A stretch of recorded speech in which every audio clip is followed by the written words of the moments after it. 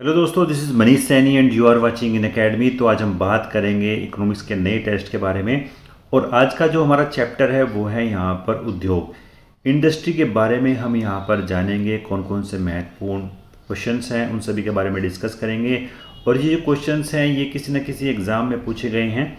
तो प्रिपरेशन का तरीका यहाँ पर ये हो सकता है कि हम अपनी तैयारी का आकलन करते रहें कि हमारी तैयारी किस दिशा में यहाँ पर बढ़ रही है। तो इसी को हमने यहाँ पर जरिया बनाया है और एग्ज़ाम में आए हुए प्रश्नों को डिस्कस करने की यहाँ पर बात की है।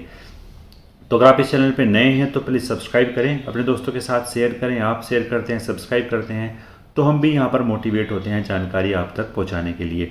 तो पहले प्रश्न की बात करते हैं। पहला जो हमारे पास यहाँ पर प्रश्न है कि पहली औद्योगिक जो क्रांति थी वो किस देश में यहाँ पर संपन्न हुई थी। पहली औद्योगिक क्रांति यहाँ पर संपन्न हुई थी, वो हुई थी ग्रेट ब्रिटेन में। और ग्रेट ब्रिटेन में इस औद्योगिक क्रांति के होने के बहुत से कारण थे। अगर हम बात करते हैं ग्रेट ब्रिटेन में, तो ग्रेट ब्रिटेन में एक जो दौर चला था वो यहाँ पर औद्योगिक क्रांति का दौर था। और इस औद्योगिक क्रांति के पीछे कई फैक्टर थे, चाहे वो यहाँ पर आविष्कार हों, जो लगातार ही यहाँ पर आविष्कार हो रहे थे ब्रिटेन में, चाहे वो भाप का इंजन हो या सिलाई मशीन हो, उन सभी आविष्कारों के पीछे पहली औद्योगिक क्रांति यहाँ पर पीछे उनके एक फीडबैक के तौर पर कार्य कर रही थी। तो ग्रेट ब्रिटेन में यहाँ पर पहली औद्योगिक क्रांति यहाँ पर संपन्न हुई थी। चलते हैं नेक्स्ट प्रश्न की तरफ। नेक्स्ट जो हमारे पास यहाँ पर प्रश्न है कि भारत की प्रथम औद्योगिक नीति की घोषणा यहाँ पर कब की गई थी। तो जो भारत की प्रथम औद्योगिक नीति की घोषणा की गई थी वो की गई थी यहाँ पर 6 अप्रैल 1948 में। 6 अप्रैल 1948 में यहाँ पर भारत की पहली औद्योगिक क्रांति की घोषणा की गई थी। यदि हम आपको बताएं तो भारत जो है 1947 में यहाँ पर स्वतंत्र हुआ था और उसके तुरंत बाद यानी अगले ही वर्ष यहाँ पर भारत की प्रथम औद्योगिक क्रांति की यहाँ पर घोषणा की गई थी। नेक्स्ट प्रश्न की बात करते हैं। भारत सरकार द्वारा नवीन औद्योगिक नीति की घोषणा कब की गई। भारत सरकार द्वारा जो नवीन औद्योगिक नीति की घोषणा यहाँ पर की गई थी वो की गई थी यहाँ पर 24 जुलाई 1991 में, यानी 24 जुलाई 1991 में यहाँ पर नवीन औद्योगिक घोषणा की यहाँ पर की गई थी नीति की। और ये जो नीति थी ये एलपीजी पर डिपेंड थी, यानी लिबरलाइजेशन, प्राइवेटाइजेशन और ग्लोबलाइजेशन। एलपीजी रिफॉर्म्स को भी हम इसको यहाँ पर बोलते हैं। अगर हम बात करते हैं इस समय जो भारत के जो पीएम थे, जो प्राइम मिनिस्टर थे, वो नरसिंह राव जी थे। और जो हमारे यहाँ पर वित्त मंत्री थे वो यहाँ पर मनमोहन सिंह जी थे, जो बाद में आके यहाँ पर भारत के प्रधानमंत्री बने। तो इन दोनों की जोड़ी ने ही न्यू इकोनॉमिक पॉलिसी को यहाँ पर जो उसका डेवलपमेंट करने में यहाँ पर हेल्प की थी। और ये 1991 में 24 जुलाई को उसकी घोषणा यहाँ पर की गई थी। तो इतना ही महत्वपूर्ण था। अब चलते हैं नेक्स्ट प्रश्न की तरफ। नेक्स्ट जो हमारे पास यहाँ पर प्रश्न है कि लघु उद्योगों पर निम्नलिखित औद्योगिक नीतियों में से किस नीति प्रस्ताव में अधिक जोर दिया गया था। यदि हम बात करते हैं जो हमारा एमएसएमई सेक्टर है, सबसे अधिक जो जोर दिया गया था वो दिया गया था यहाँ पर 1977 की जो औद्योगिक नीति थी, उसमें यहाँ पर हमारे एमएसएमई सेक्टर में यहाँ पर सबसे अधिक जोर यहाँ पर दिया गया था। तो सही उत्तर जो हमारे पास होगा वो होगा यहाँ पर सी। नेक्स्ट प्रश्न की बात करते हैं। अगर आप इस चैनल पर नए हैं तो प्लीज़ सब्सक्राइब करें, अपने दोस्तों के साथ शेयर करें। नेक्स्ट जो हमारे पास यहाँ पर प्रश्न है कि भारत सरकार की औद्योगिक नीति के अंतर्गत सरकारी क्षेत्र के लिए आरक्षित उद्योगिक की संख्या यहाँ पर कितनी है। तो अगर हम बात करते हैं औद्योगिक नीति के अंतर्गत जो सरकारी क्षेत्र के लिए जो आरक्षित उद्योग हैं वो यहाँ पर 2 उद्योगों को रखा गया है। सही उत्तर जो हमारे पास होगा वो होगा यहाँ पर ए।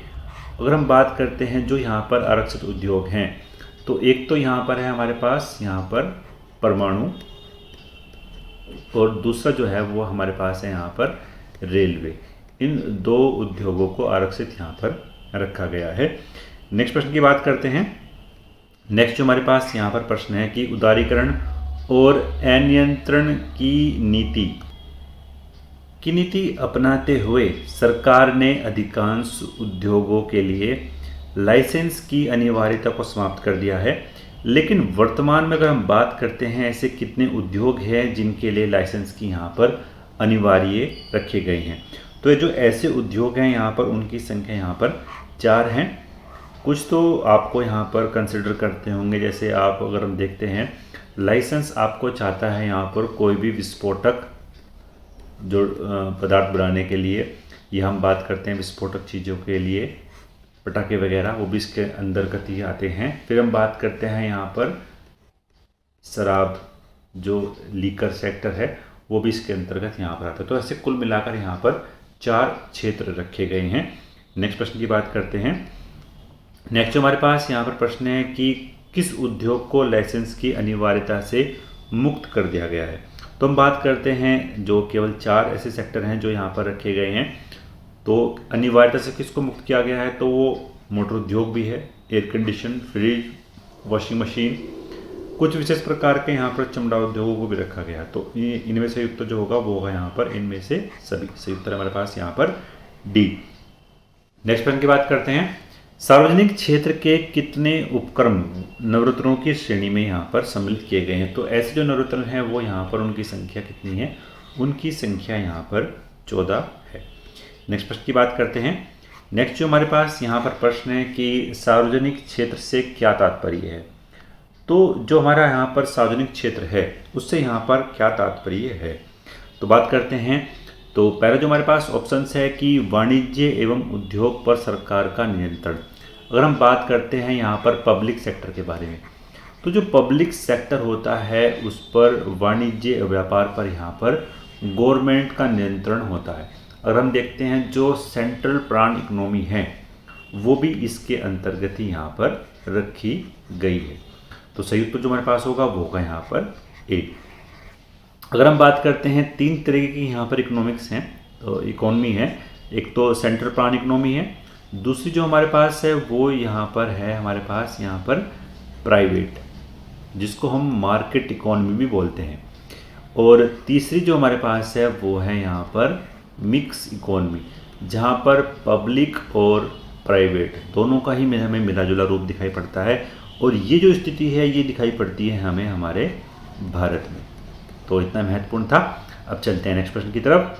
नेक्स्ट जो हमारे पास यहाँ पर प्रश्न है कि निम्नलिखित में से सार्वजनिक क्षेत्र में कौन है।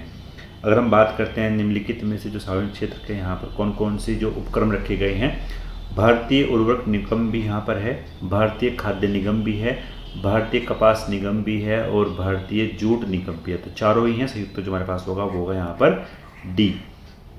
नेक्स्ट प्रश्न की बात करते हैं। नेक्स्ट जो हमारे पास यहाँ पर प्रश्न है कि निम्नलिखित में से कौन सार्वजनिक क्षेत्र का उपक्रम नहीं है।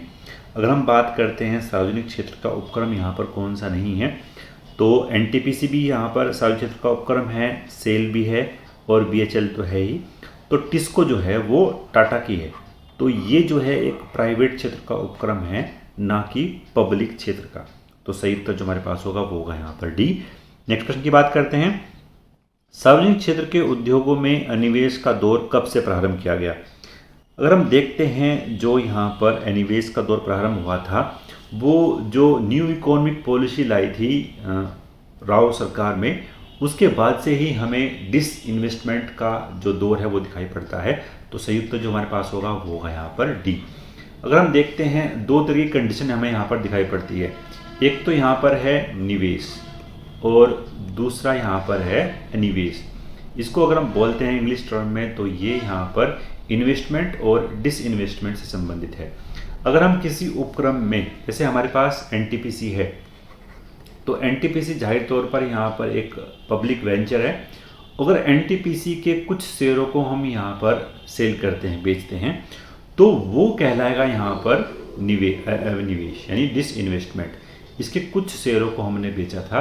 तो ये जो दौर था वो 1991 से हमें दिखाई पड़ता है और लगातार भी अब तक वो चल रहा है। जो बीजेपी गवर्नमेंट है वो किसी न किसी सरकारी उपक्रम को लगातार ही अभी बेचती हुई दिखाई दे रही है, चाहे वो एयर इंडिया हो या कोई भी संस्था जो उपक्रम है उसको हम बेचते हैं। तो वो कहलाता है यहाँ पर निवेश डिसइन्वेस्टमेंट। नेक्स्ट प्रश्न की बात करते हैं। नेक्स्ट जो हमारे पास यहाँ पर प्रश्न है कि निम्नलिखित में से कौन सामान्यतः मूल उद्योगों की श्रेणी में नहीं आता है। अगर हम बात करते हैं जो मूल उद्योगों की श्रेणी में यहाँ पर नहीं आता है, वो होता है यहाँ पर लघु वाहन उद्योग। सही उत्तर जो हमारे पास है वो है यहाँ पर सी। नेक्स्ट प्रश्न की बात करते हैं, किस उद्योग में निवेश के लिए लाइसेंस प्राप्त करना आवश्यक है। अगर हम बात करते हैं जो यहाँ पर उद्योग है तो वो है यहाँ पर सिगरेट निर्माण उद्योग, तो इसके लिए यहाँ पर लाइसेंस की आवश्यकता यहाँ पर पड़ती है। बाकी अगर सीमेंट उद्योग करते हैं, कागज उद्योग करते हैं और मशीन टूल्स उद्योग करते हैं तो इसके लिए आपको लाइसेंस की आवश्यकता नहीं है। लेकिन आप सिगरेट, शराब और परमाणु से संबंधित कोई भी चीज़ करते हैं तो वो यहाँ पर सिगरेट और विस्फोटक जो पदार्थ हैं उसके लिए आपको यहाँ पर लाइसेंस लेना पड़ता है। नेक्स्ट प्रश्न की बात करते हैं, भारत में लघु उद्योगों की परिभाषा यहाँ पर किस पर निर्धारित होती है। अगर हम बात करते हैं यहाँ पर जो भारत में लघु उद्योग हैं उसकी परिभाषा वहाँ के संयंत्र और जो यंत्र हैं उनमें निवेश का मान कितना है, यानी कितना पैसा किसी उद्योग को स्टार्टअप शुरू करने में यहाँ पर लगाया जाता है, ये उससे संबंधित है। यानी कि किसी इकाई में संयंत्रों और यंत्रों के लिए निवेश का मान कितना है, तो वो यहाँ पर लघु उद्योग बताया गया है। नेक्स्ट प्रश्न की बात करते हैं, भारत में कुल उद्योग निर्यातकों में लघु उद्योगों का योगदान यहाँ पर कितना है, तो वो है यहाँ पर लगभग 1/3 मान यहाँ पर रखा गया है। नेक्स्ट प्रश्न की बात करते हैं, नेक्स्ट जो हमारे पास यहाँ पर प्रश्न है कि एक शीर्ष संस्था के रूप में लघु उद्योग की निरंतर प्रगति के लिए लघु उद्योग विकास संगठन की स्थापना कब की गई थी। तो इस संगठन की स्थापना की गई थी यहाँ पर 1954 में, 1954 में इसकी स्थापना की गई थी। सही उत्तर जो हमारे पास है वो है यहाँ पर ए। नेक्स्ट प्रश्न की बात करते हैं, लघु उद्योग विकास संगठन द्वारा पंजीकृत लघु उद्योग इकाइयों की अखिल भारतीय गणना कितनी बार की जा चुकी है।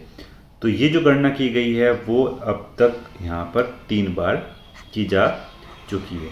तो सही उत्तर हमारे पास यहाँ पर सी। नेक्स्ट जो हमारे पास प्रश्न है वो उत्तराखंड यूपी लोक सेवा आयोग में पूछा गया था 1991 में। तो लघु उद्योगों की क्या समस्याएं यहाँ पर हैं।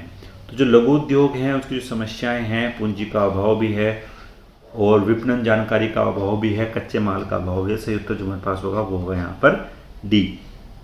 नेक्स्ट प्रश्न की बात करते हैं, लघु एवं कुटीर उद्योग इसलिए महत्वपूर्ण है क्योंकि लघु और कुटीर जो उद्योग है वो इसलिए महत्वपूर्ण है क्योंकि यहाँ पर ये जो रोजगार है उसको प्रोवाइड करने में एक अच्छी खासी हेल्प यहाँ पर करता है। तो सही उत्तर जो हमारे पास होगा वो होगा यहाँ पर ए। नेक्स्ट प्रश्न की बात करते हैं, नेक्स्ट जो हमारे पास यहाँ पर प्रश्न है कि भारत में औद्योगिक वित्त का शिखर संगठन यहाँ पर कौन सा है। तो जो भारत का जो औद्योगिक वित्त का जो शिखर संगठन है वो यहाँ पर है IDBI। सही उत्तर जो हमारे पास जो है वो होगा यहाँ पर ए। नेक्स्ट प्रश्न की बात करते हैं, निम्नलिखित में से कौन सी संस्था उद्योगों को दीर्घकालीन वित्त उपलब्ध कराती है। तो सही उत्तर जो हमारे पास है वो यहाँ पर है डी। ये सभी संस्थाएं यहाँ पर जो एक लॉन्ग टर्म में वित्त उपलब्ध कराती है उद्योगों को। नेक्स्ट प्रश्न की बात करते हैं, वित्त उपलब्ध कराने वाली निम्नलिखित संस्थाओं में से सबसे पहले किसकी स्थापना यहाँ पर की गई थी। तो सबसे पहले जो स्थापना की गई थी वो की गई थी यहाँ पर IFCI की। सही उत्तर है हमारे पास यहाँ पर डी। नेक्स्ट प्रश्न की बात करते हैं, नेक्स्ट जो हमारे पास यहाँ पर प्रश्न है कि औद्योगिक एवं वित्त विनिर्माण बोर्ड की स्थापना कब की गई। तो औद्योगिक एवं जो वित्त निर्माण बोर्ड है इसकी स्थापना जनवरी 1992 में यहाँ पर की गई थी। सही उत्तर हमारे पास यहाँ पर बी। नेक्स्ट प्रश्न की बात करते हैं, भारतीय औद्योगिक वित्त निगम IFCI की स्थापना कब की गई। तो जो इसकी स्थापना की गई थी वो की गई थी 1948 में। सही उत्तर हमारे पास यहाँ पर ए, भारतीय औद्योगिक वित्त निगम की स्थापना 1948 में यहाँ पर की गई थी। नेक्स्ट प्रश्न की बात करते हैं, भारत में एक रुग्ण औद्योगिक इकाई है। तो यह जो सही उत्तर जो हमारे पास होगा वो होगा यहाँ पर जिसको वर्तमान वर्ष में अथवा पिछले 5 वित्तीय वर्षों में हानि उठानी पड़ रही हो। तो पिछले 5 वर्षों में यहाँ पर जो संस्था लगातार हानि के तौर पर चल रही हो उसको हम रुग्ण औद्योगिक इकाई कहते हैं। नेक्स्ट प्रश्न की बात करते हैं, निम्नलिखित में से कौन सा बैंक मुख्यतः लघु उद्योगों के संबंध में कार्य करता है। तो जो लघु उद्योग के संबंध में कार्य करता है वो है यहाँ पर सिडबी। सही उत्तर हमारे पास यहाँ पर ए। IDBI, ICICI और नाबार्ड जो है वो एग्रीकल्चर के लिए काम करता है, और ये जो है हमारा MSME सेक्टर के लिए काम करता है, यानी लघु उद्योगों के लिए यहाँ पर ये काम करता है। सही उत्तर हमारे पास यहाँ पर ए। नेक्स्ट प्रश्न की बात करते हैं। नेक्स्ट जो हमारे पास यहाँ पर प्रश्न है कि लघु उद्योगों के लिए संयंत्रों एवं मशीनरियों में निवेश की ऊपरी सीमा या उच्चतम सीमा वर्तमान में कितनी रखी गई है। इसकी वर्तमान सीमा को लगातार यहाँ पर चेंज किया जा रहा है, जिस तरीके से इन्फ्लेशन बढ़ रहा है। तो इसकी नवीनतम जो सीमा रखी गई है उसको आपको कमेंट बॉक्स में बताना है, वो नवीनतम सीमा यहाँ पर कितनी है। नेक्स्ट प्रश्न की बात करते हैं। भारत में विनिवेश आयोग की स्थापना की गई थी। भारत में जो निवेश आयोग है उसकी स्थापना अगस्त 1966 में यहाँ पर की गई थी, और ये जो संस्थान है वो लगातार ही विनिवेश उद्योग के रूप में कार्य कर रहा है। नेक्स्ट जो हमारे पास यहाँ पर प्रश्न है कि केंद्र सरकार द्वारा गठित विनिवेश आयोग ने सार्वजनिक क्षेत्र की किस कंपनी के 100% शेयर बेचने की यहाँ पर संस्तुति की है। तो जो सही उत्तर जो हमारे पास होगा वो होगा यहाँ पर मॉडर्न फूड इंडस्ट्रीज़ की यहाँ पर जो 100% शेयर हैं उसकी बेचने की यहाँ पर बात की है। तो सही उत्तर हमारे पास यहाँ पर बी। नेक्स्ट प्रश्न की बात करते हैं। राष्ट्रीय नवीकरणीय कोष की स्थापना किस उद्देश्य से यहाँ पर की गई है। जो इसकी स्थापना की गई थी वो की गई थी यहाँ पर उद्योगों के आधुनिकीकरण के पश्चात विस्थापित श्रमिकों के पुनर्स्थापन के लिए यहाँ पर इसकी स्थापना की गई थी। नेक्स्ट प्रश्न की बात करते हैं। भारत में नई औद्योगिक उत्पादन सूचकांक का आधार वर्ष यहाँ पर कितना है। तो सही उत्तर जो हमारे पास हो गया वो है यहाँ पर 2004 और 5। विनिर्माण क्षेत्र के कुल उत्पादन में लघु उद्योगों का अंश यहाँ पर कितना है। विनिर्माण क्षेत्र में जो लघु उद्योग हैं उसका जो अंश यहाँ पर है वो लगभग 45% के आसपास है, और वर्तमान में औद्योगिक श्रमिकों के लिए उपभोक्ता कीमत सूचकांक का आधार वर्ष कितना रखा गया है। तो ये रखा गया है यहाँ पर 2001। औद्योगिक उत्पादन सूचकांक में सर्वाधिक भार किस क्षेत्र का है। सर्वाधिक भार जो क्षेत्र का है वो यहाँ पर है विनिर्माण उद्योग का। सही उत्तर है हमारे पास यहाँ पर ए। नेक्स्ट प्रश्न की बात करते हैं। योजना में कोर सेक्टर का क्या तात्पर्य है। योजना में जो कोर सेक्टर हैं वो चयनित आधारभूत उद्योग यहाँ पर हैं। तो सही उत्तर है हमारे पास यहाँ पर डी। इनकी संख्या लगभग यहाँ पर कोर सेक्टर की वो 8 यहाँ पर कोर सेक्टर बताए गए हैं। नेक्स्ट प्रश्न की बात करते हैं। औद्योगिक रूप से पिछड़े राज्यों में कौन कौन से राज्य यहाँ पर शामिल हैं। जो औद्योगिक रूप में जो पिछड़े राज्य हैं वो यहाँ पर उड़ीसा और महाराष्ट्र हैं। यहाँ पर सही उत्तर हमारे पास यहाँ पर डी। नेक्स्ट प्रश्न की बात करते हैं। जो नेक्स्ट प्रश्न है हमारे पास यहाँ पर वो मिलान के लिए है, और जो सही उत्तर इसका होगा वो होगा यहाँ पर जो भारतीय औद्योगिक ऋण एवं निवेश निगम है वो यहाँ पर संबंधित है हमारे 1955 से यहाँ पर संबंधित है, 1955 से। जो हमारे पास यहाँ पर नेक्स्ट है हमारे पास यहाँ पर कि भारतीय औद्योगिक विकास निगम। तो जो भारतीय औद्योगिक विकास निगम है वो संबंधित है यहाँ पर 1964 से, और भारतीय औद्योगिक पुनर्निर्माण बैंक ये संबंधित है हमारे यहाँ पर 1971 से, और IDBI जो भारतीय लघु उद्योग विकास बैंक है वो संबंधित है यहाँ पर 1990 से। तो सही उत्तर जो हमारे पास होगा वो होगा यहाँ पर बी। यहाँ पर इसका सही उत्तर है 4, 1, 2, 3। तो ये इसका यहाँ पर सही उत्तर है। अब तक हमने 38 प्रश्नों को यहाँ पर डिस्कस किया। नेक्स्ट जो हमारा पार्ट होगा उसमें हम नेक्स्ट क्वेश्चंस को यहाँ पर डिस्कस करेंगे। अगर आपको अच्छा लगा होगा तो प्लीज़ लाइक करें, अपने दोस्तों के साथ शेयर करें। आप शेयर करते हैं, सब्सक्राइब करते हैं तो हम भी यहाँ पर मोटिवेट होते हैं जानकारी आप तक पहुँचाने के लिए। अगर आप इस चैनल पर नए हैं तो प्लीज़ सब्सक्राइब करें। धन्यवाद। जय हिंद।